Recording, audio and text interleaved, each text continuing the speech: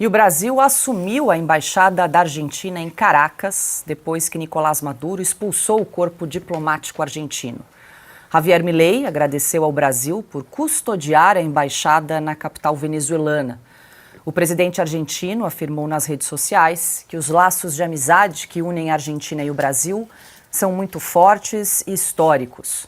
Milei disse ainda que a equipe diplomática argentina teve de deixar Caracas por causa de uma retaliação do ditador Nicolás Maduro, depois que o governo argentino condenou o que chamou de fraude das eleições do último domingo, né, Silvio? Javier Milei foi bastante enfático, assumiu a fraude, né, disse que houve fraude nas eleições da Venezuela, muito diferente da posição brasileira.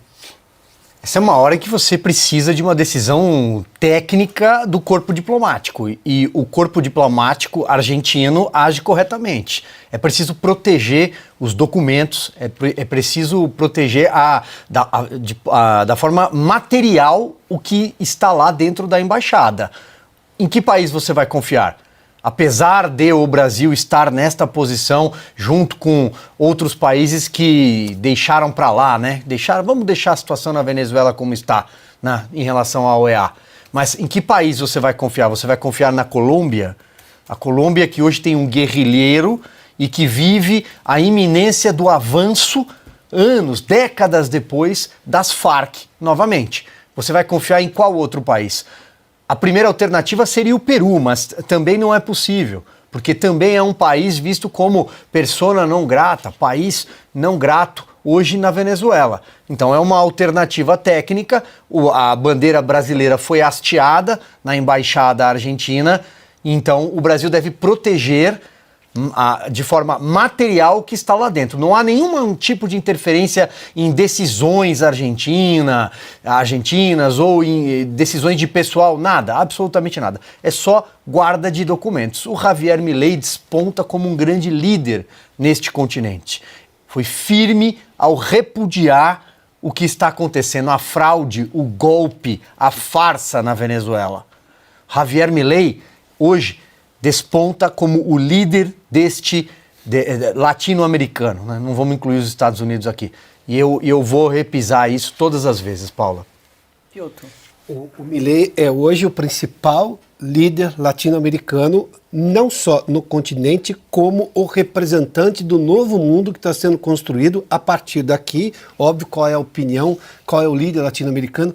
O Lula hoje não é absolutamente ninguém no mundo perto da forma exponencial com que Javier Milei, neste momento, por exemplo, num caso como esse de crise, do tamanho dessa crise, da forma como é o caso da Venezuela, que, de novo, eu vou insistir no ponto, não é de hoje que nós temos crimes contra a humanidade, crimes de guerra, todos previstos e muito bem previstos na lei internacional.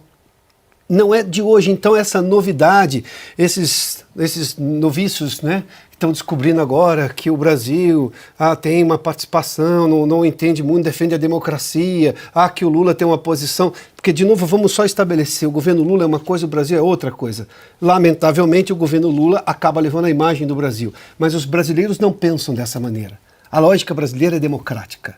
Os brasileiros pensam com a democracia desde a redemocratização do país no final dos anos 70, começo dos 80, onde, obviamente, você teve aquilo mais claro, né? Desde a lei da anistia, lá de 79, se não me engano, né? Até agora.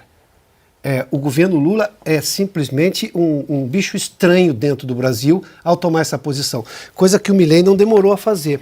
Isso chama-se coragem. Coragem de estadista, que é uma coisa que o Lula não é e nunca será. Embora ele ache que um dia será. Não, nunca foi. Nunca foi, porque essa é a coragem que precisa ser tomada nessa hora. Na defesa dos direitos humanos. O PT não pegava qualquer coisa que acontecia no Brasil e levava para organizações internacionais. Por que o governo Lula agora se abstém de uma votação como essa da Organização dos Estados Americanos?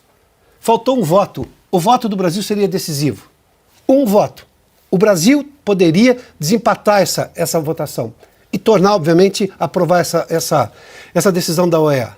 Então, qual é exatamente a situação do Brasil hoje? Do governo brasileiro que representa o Brasil. Um país que optou pela covardia diplomática Apesar de todas as evidências, de novo, nós não estamos falando de um conflito entre dois países por um terreno. Porque um pretende expansão territorial, mas vive uma democracia, mesmo que tenha lá exageros, e o outro país, uma disputa de área, por exemplo, como aconteceu várias vezes aqui, no governo Fernando Henrique, por exemplo.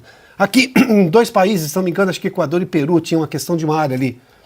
Não, nós estamos falando de um país que subverte toda a lógica democrática e aplica a ditadura em relação a todos os seus cidadãos que, por acaso, são contra o seu governo. Ou seja, não há direitos para os venezuelanos que são contra o governo de Maduro. Isso é crime de guerra, isso é crime contra a humanidade, está muito claro lá. Nós estamos falando de uma ditadura.